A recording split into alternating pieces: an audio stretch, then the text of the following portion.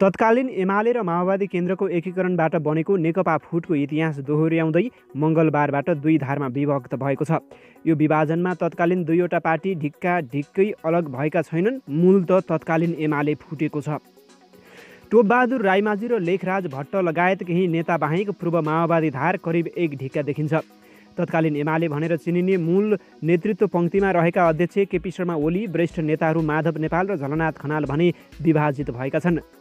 तत्कालीन एमालेको नवौँ महाधिवेशनबाट निर्वाचित 15 जना पदाधिकारीमध्ये नेपाल र खनालसहित 9 जना मङ्गलबारबाट पुष्पकमल दाहालको धारसँग औपचारिक रूपमा जोडिएका छन्। ओलीसहित 5 जना भने एकातिर भएका छन्। 1 जना विद्यादेवी भण्डारी राष्ट्रपति छिन्।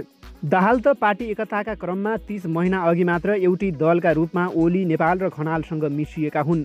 दाहालले 4 दशकदेखि नै कम्युनिस्ट पार्टीको छुट्टै धारको नेतृत्व गर्दै आएका थिए।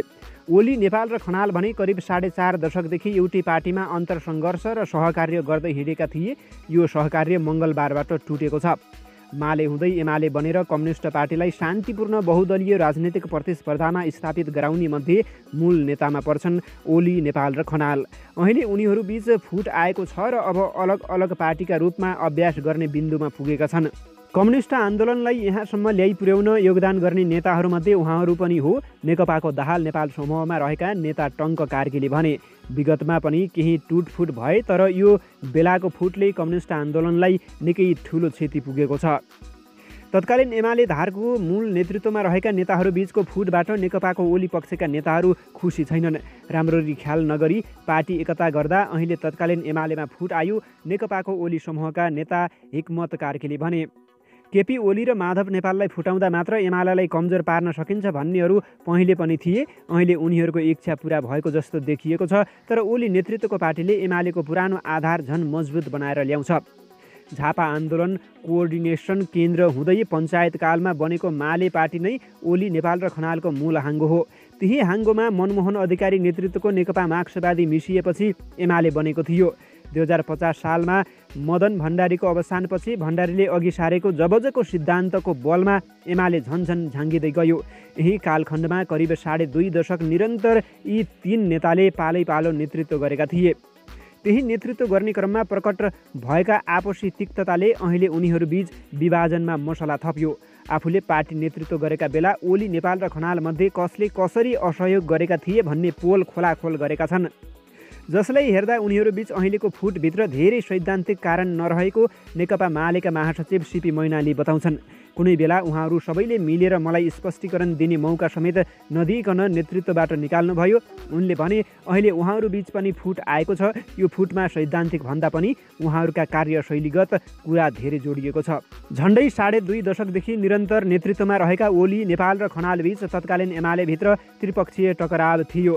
त्यही टकरावका कारण कहिले चर्को गुटबन्दी चल्थ्यो। तत्कालीन एमालेभित्र सबैभन्दा लामो समय ओली र नेपालबीच नै तिक्तता रह्यो। अहिले फुटका बेला पनि सबैभन्दा बढी तुस उनीहरूबीच नै देखियो।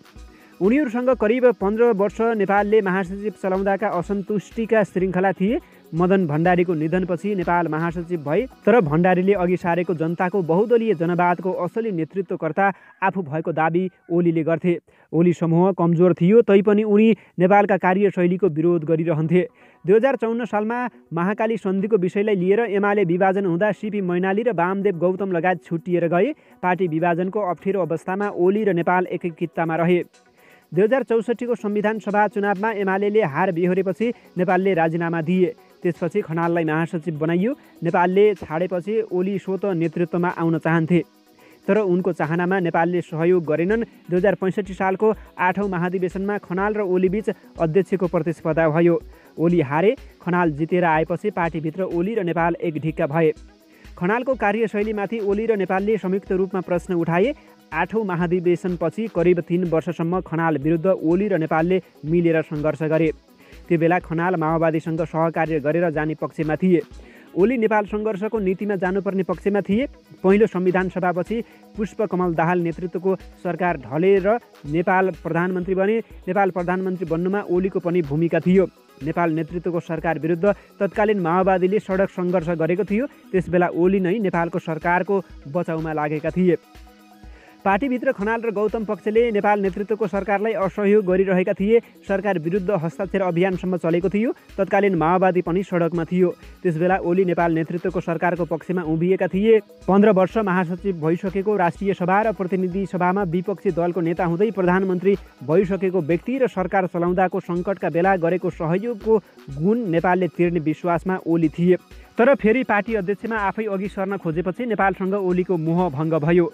उस्तै क्षमता, राजनीतिक योगदान, भूमिका भएको व्यक्ति एउटाले पटक पटक अवसर पाइरहने, अर्को भने सधैँ उसको पछि रहनुपर्ने ओलीको तर्क थियो।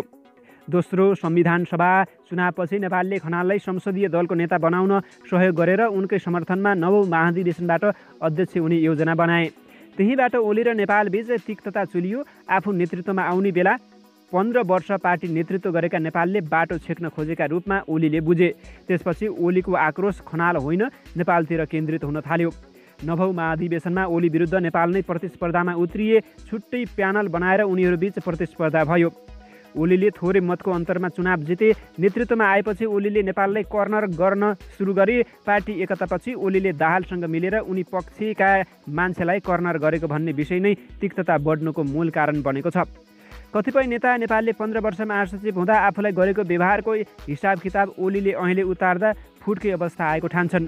ओलीको अर्का नेता खनालसँग सुरुदेखि नै सुमधुर सम्बन्ध होइन। 2039 सालमा सीपी मैनाली कारबाहीमा परेपछि तत्कालीन मालेको महासचिव खनाल बने। त्यतिबेला ओली जेलमै थिए। जब पार्टीमा मदन भण्डारीको उदय भयो, खनाल भण्डारीको विपक्षमा रहे। भण्डारीले जनताको बहुदलीय जनवादको कार्यक्रम ल्याउँदा खनाल नौलो जनवादको पक्षमा रहे। त्यसैले ओली सुरुदेखि नै खनाललाई जबज विरोधी नेताका रूपमा ठान्दे। भण्डारी महासचिव बनेपछि लामो समय कर्नरमा परेका खनाल पार्टीभित्र ओली र नेपालको अन्तरसङ्घर्षलाई नियालेर मात्र बसेका थिए। 2064 सालको संविधान सभाको चुनावपछि ओली र नेपाल दुवै नेताले हारे। चुनाव जित्ने मध्येका वरिष्ठ नेता खनाल थिए। नेतृत्व उनकै हातमा आयो। उनी 2065 को 8औं महाधिवेशनमा अध्यक्ष बने। त्यो महाधिवेशनमा पराजित ओलीले सुरुमै फर्जरी प्रतिनिधिका आधारमा जितेको भन्दै आरोप लगाए। चुनाव जितेपछि खनालले पनि ओली र उनको पक्षलाई समेटेर लान ध्यान दिएनन्। ओलीले पनि पार्टी सञ्चालनमा सहयोग गरेनन्। 8औं महाधिवेशनपछि उनीहरूबीच प्रमुख रूपमा माओवादीलाई हेर्ने दृष्टिकोणलाई लिएर मतभेद देखियो।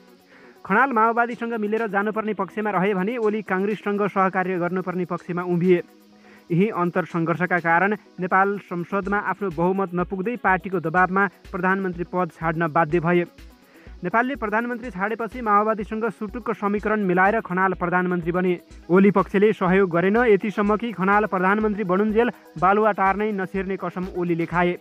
दोस्रो संविधान सभा संसदीय दलको नेतामा ओलीले जिते, खनाल हारे।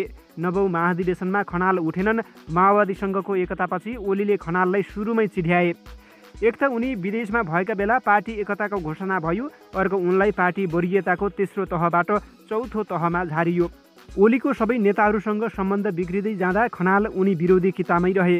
यस्तै व्यक्तिगत र कार्यशैलीगत वैमनस्यका कारण 4.5 दशकदेखि अविच्छिन्न एउटै पार्टीमा रहेका 3 सहयोद्धाको नाम अब भने कम्युनिस्ट पार्टीका 2 शिविरका नेताका रूपमा मात्र ल्याइनेछ।